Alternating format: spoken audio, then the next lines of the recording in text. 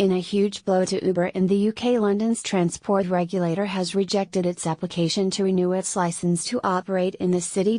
In a statement today, TfL said it has concluded that Uber is not fit and proper to hold a private hire operator license.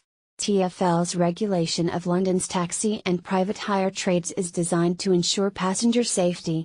Private hire operators must meet rigorous regulations, and demonstrate to TfL that they do so, in order to operate. TfL must also be satisfied that an operator is fit and proper to hold a license, it said. Uber is expected to appeal. This is breaking news. Refresh for updates. Uber's current license to operate in London is due to expire on September 30th. The company claims to have some 3.5 million users in London and around 40,000 drivers operating on its platform. The company's prior license expired in May but was extended for 4 months as the regulator continued to deliberate over whether it should grant Uber another full 5-year term in the face of rising criticism against its business, including on issues such as workers' rights and public safety. Earlier this month, a cross-party group of MPs wrote to TfL urging it to strip the company of its license to operate in the UK capital, arguing the company has not shown itself to be a fit and proper operator.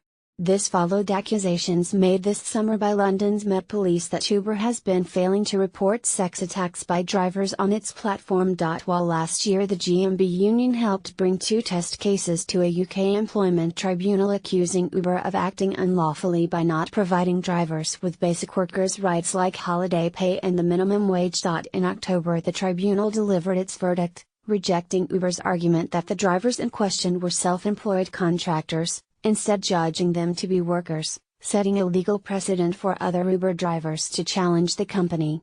Although Uber has appealed the ruling, the union handed a petition to TfL this month urging it to insist on limits to Uber driver hours as a condition of renewing Uber's license. The regulator has also faced pressure from London's black cab drivers over perceived inequality in the regulatory regimes of private hire vehicles and traditional taxis. London's Licensed Taxi Drivers Association, LTDA, pressed TfL to reject a full renewal of Uber's license, arguing that its model is unlawful and risks public safety, while also pointing to rising numbers of private hire vehicles, PHV, in London as contributing to the city's congestion and pollution problem. Earlier this week TfL announced a new pricing system for PHV licenses, inflating fees for obtaining a license. TfL said the price rises were necessary to cope with dramatic increases in the numbers of PHVs on London's roads, noting it had not reviewed prices for PHV licensing since 2013. The new regime brings in many more pricing tiers, depending on the size of the fleet being operated. The most expensive tier, for operators, such as Uber, that have more than 10,001 vehicles, has risen from around £3,000 under the prior licensing regime to £2.9 million.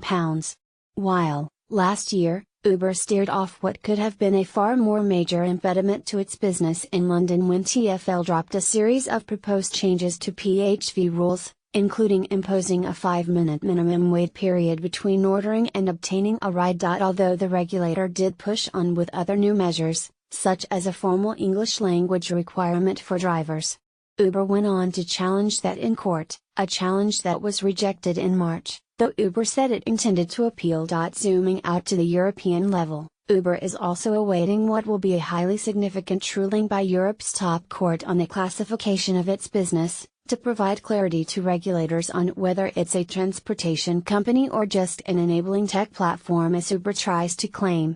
Earlier this year an influential advisor to the court deemed Uber's activity is indeed to provide transportation services, rather than merely being an intermediary platform.